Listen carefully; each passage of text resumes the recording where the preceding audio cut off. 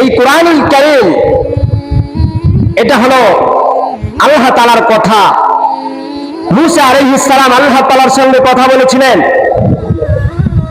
হযরত মুসা আলাইহিস সালাম আল্লাহর সঙ্গে কথা বলতেন, তো বলতেছে, আল্লাহ আমি তো আপনার সাথে দিনে কথা বলি একবার, আমার পরে এমন কোন লোক আসবে যারা আপনার সাথে কথা বলবে? আল্লাহ বলেন, মুসা তুমি তো আমার সাথে দৈনিক একবার কথা বলো, আর আমি আল্লাহ তাআলা দুনিয়াতে এমন একটা দল পাঠাবো, সেই দল একবার না দৈনিক আমি আল্লাহর সাথে 5 বার কথা বলবে। বলেন না সুবহানাল্লাহ। কতবার কথা বলবে? 5 বার। তো আল্লাহ তারা কারা? তারা হলো আখিরি নবীর উম্মত। কোন নবীর উম্মত?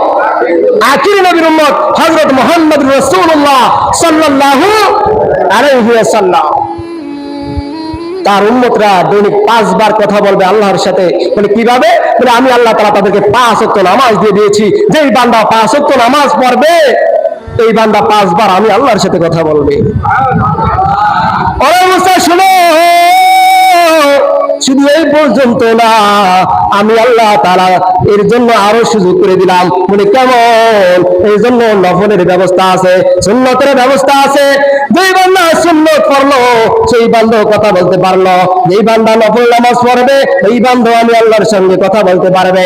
শুধু তাই না, সকল মানুষ যখন ঘুমিয়ে থাকবে এই সময় আমি আল্লাহ নিজের দায়িত্ব ঘুম থেকে উঠে দিব, তখনও আমি আল্লাহর সাথে কথা বলতে পারবে। ও মুসা শুনো, শুধু এই পর্যন্তই নয়, আরে তুমি তো বলেছো আর কেউ আসবে কিনা? হ্যাঁ, এমনও একদল আসবে, শুধু একবার না, 5 বার না, 6 বার 10 বার না, ওদের আল্লাহ তাআলা কথার গাঁটটি দিয়ে বলেন সুবহানাল্লাহ। কথার গাঁটটি কি? কোরআন শরীফ দিয়ে দিবে। কি দিয়ে দিছে? কোরআনুল কারীম। এই কোরআনুল কারীম এটা কার কথা? আল্লাহ তাআলার কথা। এই আল্লাহ তাআলার কালাম কোরআন শরীফ, এই কোরআনুল কারীম বলে এটা একটা কোরআন।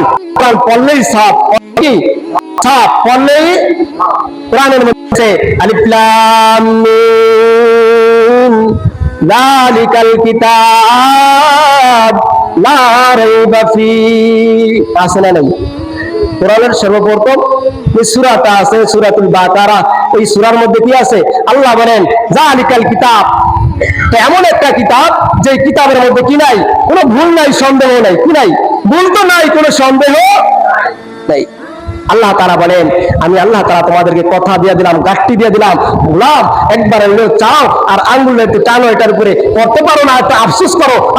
আল্লাহ তাআলা আমার এত সুন্দর চোখ দিয়েছিল, আর কিরে আফসোস আমার চোখ দিয়ে আমি কোরআনকে দেখতে পারলাম না, আমার চোখ দ্বারা আমি কোরআন পড়তে পারলাম না। কি অবস্থা! সেদিন দেখলাম অন্ধ হাফেজ, চোখে দেখে না, অন্ধ, সে কোরআন তেলাওয়াত করতেছে। আমার আপনার আফসোস থাকা দরকার, আমার আল্লাহ চোখ দিয়েছেন, তারপরে কেন আমি কোরআন পড়তে পারি না? এই কোরআন আল্লাহ তাআলা বলেছেন কেমন সওয়াব। কোরআনুল কারীমের মধ্যে সর্বপ্রথম পড়লাম কি? আলিফ লাম মিম, 3টা হরফ। কয়টা? 3টা হরফ। তো 3টা একসাথে বললাম আলিফ লাম মিম। এখানে 3টা, এটা একটা বাক্য শব্দ যেটাকে বলা হয়, আর আলিফ এটা হলো একটা অক্ষর। এটা অক্ষর, হরফ। বলা হচ্ছে একটি হরফে 10টা করে নেকি। একটা হরফে কয়টা নেকি? 10টা নেকি। তাহলে আমি বললাম আলিফ লাম মিম, কয়টা নেকি হবে? 30টা নেকি হবে। কি হবে? 30টা নেকি হবে। আলিফ পড়লে 10 নেকি, লাম পড়লে 10 নেকি, মিম পড়লে 10 নেকি। আলিফ লাম মিম কত হবে? 30 নেকি হবে। আমি মসজিদে আসলাম, আগে আসতে বসলাম, এবার আমার কাজ কি হবে? আমি যেই সূরাগুলো পারি কোরআনুল কারীমের মধ্যে, যে সূরা আলহামদুল থেকে আলাম তারা পর্যন্ত সূরাগুলো আমি পারি, ওই সূরাগুলো পড়ব। যে আলিফ লাম মিম এগুলো না পারলেও, যেমন বড় বড় সূরা এগুলো না পারলেও আলাম তারা থেকে আলহামদুল পর্যন্ত, নাস পর্যন্ত যে সূরাগুলো আছে, এই সূরাগুলো আমরা কি করব? পড়ব, চেষ্টা করবো বসে বসে, যতক্ষণ পর্যন্ত নামাজ না দাঁড়ায়, নামাজের অপেক্ষা, এই সময়গুলো আমরা বসে বসে সূরাগুলো পড়ব।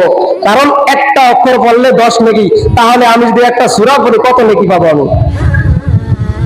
আল্লাহ তাআলা আমাদের সবাইকে কোরআনুল কারীমের উপরে আমল করার তৌফিক দান করুক। সকল বলেন আমিন। আমরা আজকে যে জন্য আলোচনা করা হয়েছে, আল্লাহ তাআলা আমাদের সবাইকে, আপনাকে আমাকে সহ আপনাদের সবাইকে এর উপরে আমল করার তৌফিক দান করুক। ওয়া আখিরু দাওয়ানা আলহামদুলিল্লাহি রাব্বিল আলামিন।